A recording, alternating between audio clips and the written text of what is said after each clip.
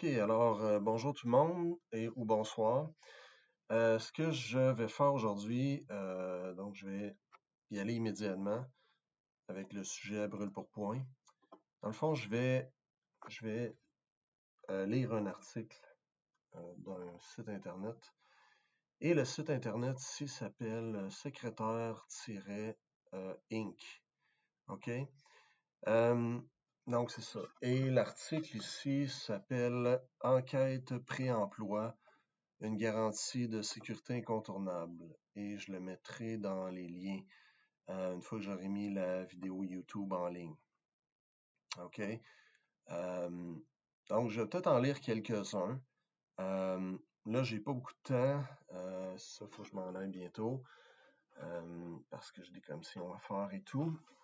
Euh, mais, je vais lire ça avec vous autres. OK? Alors, donc, c'est Donc, c'est ça, comme j'ai dit, c'est sur le site secrétaire- ou tradeunioninc.com. Et l'article s'appelle Enquête pré-emploi, une garantie de sécurité incontournable. Ça a été publié le 11 février 2022 par une madame Ginou. On dit ici, rien n'est plus important lorsqu'on engage ou que l'on change les responsabilités d'un employé que le lien de confiance, et ce dernier est vraiment assuré grâce à une enquête pré-emploi.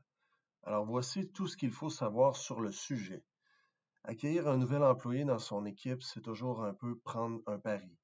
Celui que ce nouveau venu s'intégrera bien dans ses fonctions, qu'il s'entendra avec le reste de l'équipe et qu'il méritera la confiance qu'on lui accorde d'emblée en le formant et en l'accompagnant en début de mandat. Pour éviter des erreurs potentielles lors de cette démarche, les employeurs ont souvent recours à plusieurs vérifications.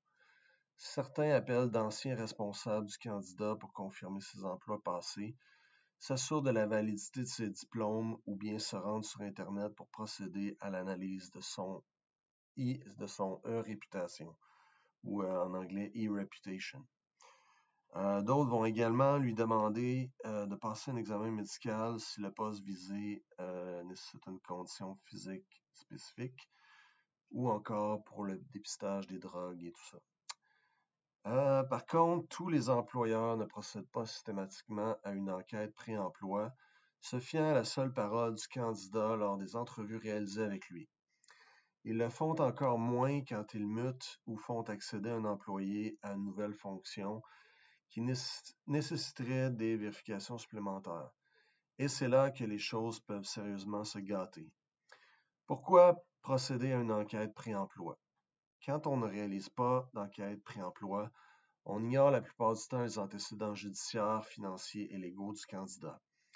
On ne sait donc pas si la secrétaire de direction que l'on engage a déjà été arrêtée pour espionnage industriel, si le nouveau technicien en comptabilité a un dossier de crédit problématique ou encore si la nouvelle adjointe juridique est poursuivie par un ancien employeur.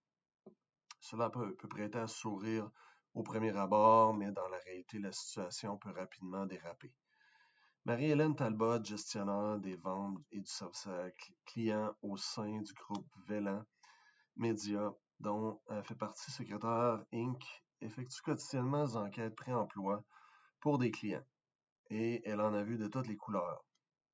Nous tombons souvent sur des dossiers qui comportent des casiers judiciaires, même dans les domaines d'activité auxquels on ne s'attendrait pas. Certains ne sont pas très problématiques, comme le fait de ne pas s'être présenté en cours il y a 20 ans, mais d'autres comportant des condamnations pour vol, fraude, escroquerie sont plus inquiétants. Les gens qui travaillent au gouvernement, non, c'est des blagues. Par exemple, par expérience, la gestionnaire sait qu'un employeur averti en vaut deux et qu'il lui revient alors, en toute connaissance de cause, de déterminer quelle est la frontière à ne pas franchir pour intégrer son équipe. Elle indique également que la plupart des candidats à un poste déclarent de leur propre chef s'ils ont un casier judiciaire lors des entrevues, mais certains d'entre eux peuvent aussi mentir en passant passer à travers les mailles du filet. Cela a été le cas il y a quelque temps pour un de nos clients en recrutement qui avait refusé de réaliser une enquête pré-emploi. Peut-être ça coûtait trop cher, je ne sais pas. Il avait embauché une adjointe juridique avant de découvrir quelques semaines plus tard que la personne en question avait été arrêtée pour conduite avec faculté affaiblie et entrée par effraction.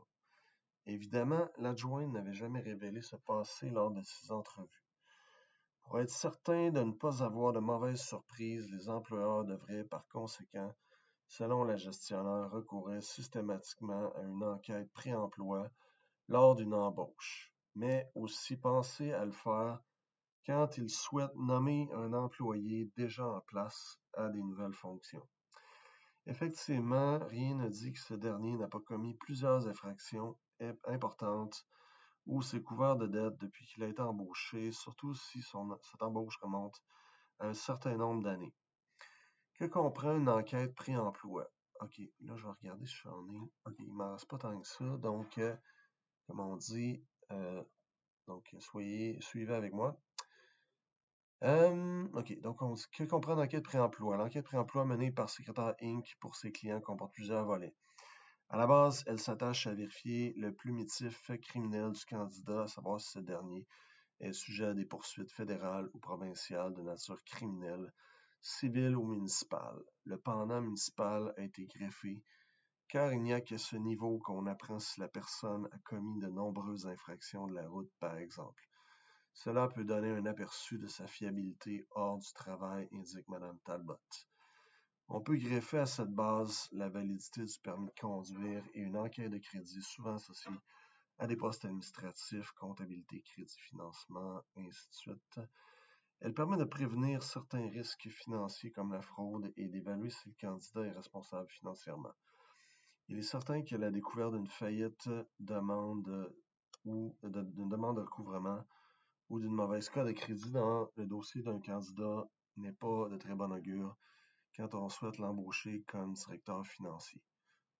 Pourtant, au gouvernement, ça se passe pas comme ça. En tout cas, OK, c'est bon. L'enquête pré-emploi, simple, rapide et peu coûteuse. Plusieurs clients de Marie-Hélène Talbot ne jurent que par les enquêtes pré-emploi. Il m'arrive même d'en recevoir jusqu'à 25 à la fois de la part d'un seul client, confirme-t-elle. Il faut cependant dire que cette série de vérifications est simple à mettre en place et très abordable. Nos enquêtes pré-emploi partielles complètent ce détail de 70 à 90 $. On ne dit pas si c'est en US ou en canadien. OK. Un montant vraiment très accessible pour s'assurer d'avoir un portrait global fiable d'un futur employé, explique la gestionnaire. Elle indique également que le processus de vérification mené avec la plateforme Guardium permet d'obtenir une analyse complète en moins de 24 heures, ce qui ne nuit pas du tout à l'efficacité du processus de recrutement. Les dossiers prennent de 30 minutes à 5 heures selon la complexité des profils à être traités. Et les résultats qui vont d'une à 4 pages. 4 pages pour les cas les plus problématiques sont très clairs et peuvent facilement être interprétés. En fait, le seul effort fourni par les clients consiste à faire remplir par le candidat un petit formulaire d'autorisation comportant quelques informations de base et sa signature, car aucune enquête pré-emploi ne peut légalement être déclenchée sans l'aval de la personne concernée. Enfin, c'est pas compliqué. Si elle refuse, ben, tu peux pas vraiment l'engager. En tout cas. Pardon. Enquête pré-emploi et le volet éthique. Donc, soumettre des candidats ou des salariés à une enquête pré-emploi peut pour certains paraître mal intentionné ou encore intrusif ou un enjeu de vie privée. Pourtant, elle est moins invasive qu'une analyse de l'irréputation d'une personne qui doit parfois donner accès à ses réseaux sociaux ou une surveillance continue de ses courriels. Ça, my God, c'est obligé de faire ça, c'est comme vraiment bizarre, c'est comme se mettre tout nu. Cette enquête a avant tout pour objectif de garantir la fiabilité de l'employé et de renforcer son lien de confiance avec l'employeur. Alors oui, certains candidats bien renseignés peuvent invoquer la loi sur la protection des renseignements personnels, qui interdit à l'employeur de les écarter s'ils ont refusé de fournir des renseignements personnels qui n'étaient pas nécessaires à leur poste, ou encore la Charte des droits et libertés de la personne du Québec ou celle du Canada, qui prévoit qu'une organisation ne peut refuser un emploi, exclure un salarié en raison de condamnations judiciaires qui ne sont pas liées à l'exercice de ses fonctions ou qui ont fait l'objet d'un pardon. Toutefois, lorsqu'un candidat a recours à ce genre d'argument, pour ne pas avoir à se soumettre à une enquête pré-emploi, il y a lieu de se demander s'il s'agit d'un principe ou si la personne cherche à cacher des éléments qui pourraient lui nuire. Et dès que le doute s'installe, il y a fort à parier que la relation de travail entre cette personne et son employeur en sera entachée. Bon. Finalement, rien ne vaut une enquête pré-emploi pour rassurer les gestionnaires comme les employés. Alors n'hésitez pas à compter l'équipe de secrétaire Inc. pour avoir accès à ces services. Super, ok. Donc, c'était ça pour aujourd'hui. Donc, ça fait quoi, 10-15 minutes, là? J'ai pas le timer. Alors, non, attends, je l'ai ici. Ça fait 10 minutes 55. Alors, c'est ça. C'était la lecture du jour. J'espère que ça vous a aidé un peu à peut-être vous familiariser à mon accent et au parler québécois. Là. Je ne prétends pas représenter l'ensemble des Québécois loin de là, ou Canadiens français, etc., etc. Mais c'est ça, je me représente moi-même et je pense que c'est amplement suffisant. Alors, merci de votre écoute.